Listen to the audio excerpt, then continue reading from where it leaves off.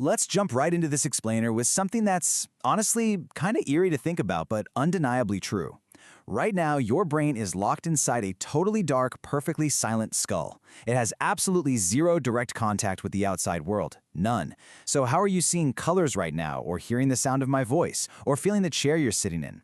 Well, the vibrant, chaotic reality that we experience every single day is, at its core, a collaborative biological illusion. So let's unpack this mind-bending premise. We mostly walk around with this unshakable belief that our eyes and ears are basically flawless recording devices.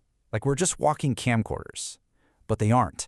Your brain is taking your biology, your memories, and even your personal prejudices to actively construct what it thinks you should be experiencing at any given moment. To really wrap our heads around this, we have to separate sensation from perception. Sensation is a purely passive biological thing. It's just the physical process of your sensory receptors sweeping up raw environmental energy, like light waves or sound waves. Perception, on the other hand, is completely active. It's this complex cognitive process where your brain swoops in to select, organize, and translate all that raw, chaotic energy into actual meaning. And the bridge between that passive sensation and active perception, that's a process called transduction. This is where specialized sensory cells take that raw physical energy and literally convert it into chemical and electrical impulses that your brain can actually read and decode. But here's the catch with transduction. It severely limits our reality. Because of how our sensory architecture is built, we automatically throw away massive amounts of data right in front of our faces every single second. We are completely blind to things like Wi-Fi signals, infrared data, and ultraviolet light. But hey, even with those blind spots, our baseline biology is still pretty staggering. Researchers measure these sensory superpowers using what they call absolute thresholds. Basically, the absolute minimum amount of energy you need to detect a stimulus under perfect conditions. And the numbers are wild. We can detect a single candle flame from 30 miles away on a dark night. We can taste a single teaspoon of sugar dissolved in 2 whole gallons of water. We can even feel the tiny mechanical pressure of a fly's wing falling onto our cheek from just 0.04 inches away. The only reason we aren't constantly overwhelmed by these superpowers is because our brains automatically filter out background noise to keep us sane. Okay, so that's absolute detection. But what about noticing a change in something? This is governed by Weber's law, which proves something super interesting. Detecting a physical difference isn't about a fixed amount. It's actually about a constant proportional change to whatever the original stimulus was. And for things like weight and brightness, that magic proportional number is roughly 5%.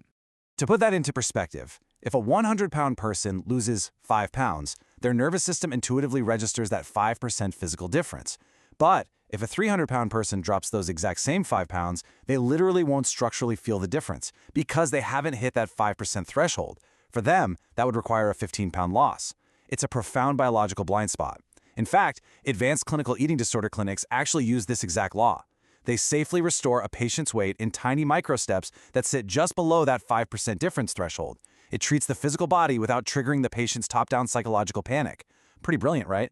Now, your sensory receptors might have rigid mathematical limits like that 5%, but your perceptual cortex, it is astonishingly fluid. Take the classic inverted vision experiments. Researchers gave participants these specialized goggles that flip the physical world completely upside down. At first, obviously, it's just nauseating chaos. But within just 3 days of continuous exposure, 3 days, the human brain executes this stunning geometrical calculation. It actively flips its internal perceptual map upside down to realign with the goggles and completely restores their physical coordination. All right, moving on to Section 1, Mapping the Major Senses. Let's start with vision. Vision is arguably our most dominant sense, chewing up nearly half of our brain's processing power when it's active. The journey starts as incoming light punches through the thick, transparent cornea. It gets filtered by the pupil, which is controlled by the iris, then focused by the adjustable lens until it finally strikes the thin, inner surface at the very back of the eyeball, the retina. And the retina is where the magic happens. We've got roughly 126 million specialized photoreceptors back there. About 120 million of those are rods. Rods don't care about color, but they are absolute rock stars at night vision and motion detection. The remaining 6 million are cones. Cones need a ton of light to fire, and they're densely packed into a tiny central pit called the fovea. They're what give us our crisp, high-definition spatial detail and all our vibrant color vision. But remember that reality illusion we talked about? Well, the color red doesn't actually exist out there in the physical universe. It is 100% a psychological interpretation created by your brain. The physical length of a light wave, the wavelength, determines what hue we see, like blue or red. Meanwhile, the height of that wave, its amplitude, determines the brightness, dictating whether that color looks washed out and dim or super bright and vivid. What's more, we don't just see the world as a bunch of scattered, disconnected pixels. Gestalt psychology showed us years ago that our brains naturally chunk visual data into organized, meaningful wholes. We rely on built-in principles. We use proximity to group nearby items, similarity to group matching shapes, continuity to see smooth paths, and closure to automatically fill in the structural gaps of a fragmented image.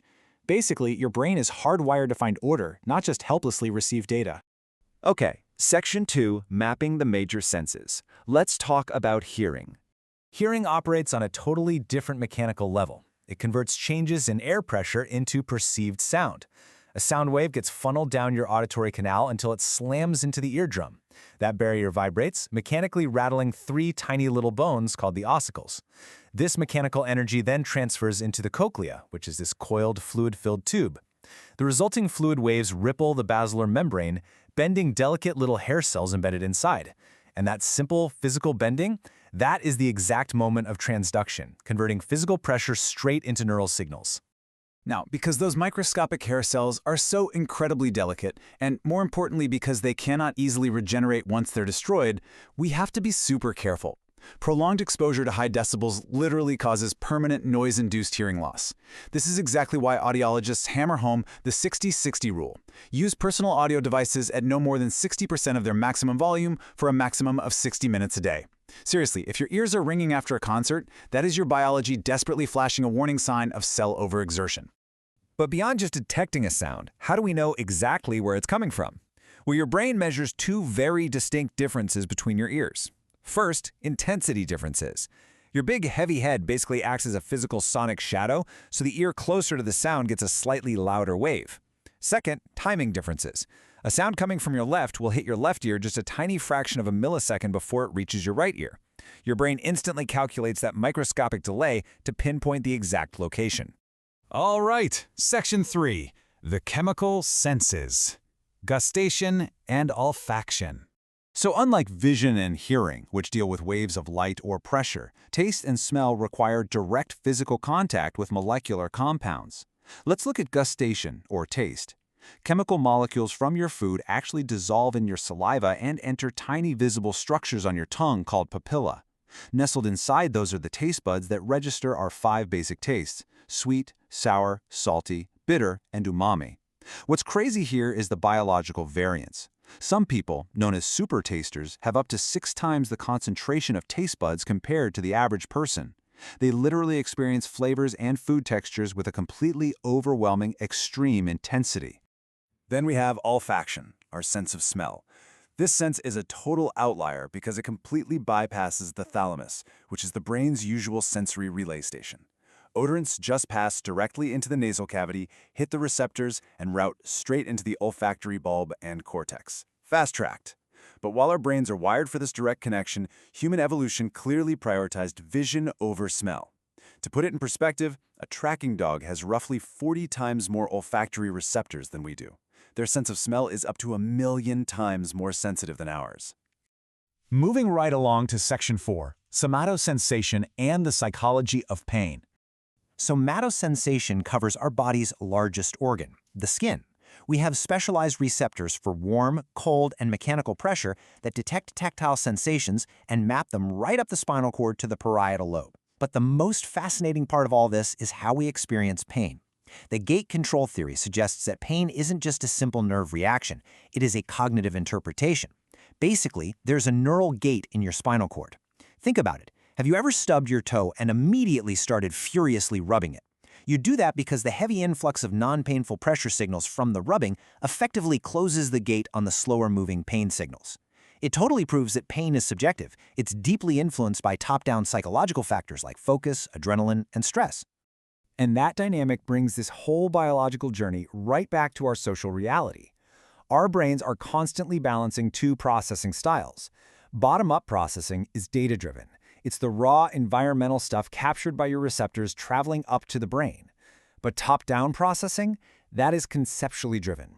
It's where your brain's higher-level operations, your prior knowledge, your cultural conditioning, media expectations, actively filter, interpret, and literally alter those raw bottom-up inputs to construct your reality. The ultimate climax of this dynamic happens every single day in our social interactions. When you meet a stranger, your brain doesn't just sit back and evaluate them logically. Nope. Within just 7 seconds of visual exposure, your limbic network runs an automatic, top-down scanning program based heavily on your cultural conditioning. It evaluates cues like clothing and age and establishes either approach or withdraw behaviors. And it does all of this often before a single word is ever spoken. So, as we wrap up this explainer, I really want to leave you with a provocative thought to chew on. Ask yourself, how much of your daily life is truly objective reality, and how much is just a manufactured illusion? Yes, your sensory systems establish the strict baseline constraints of your biology, but your perception is a canvas continuously rewritten by your experiences, your culture, and your mind. It's been great exploring this with you, and remember, keep questioning.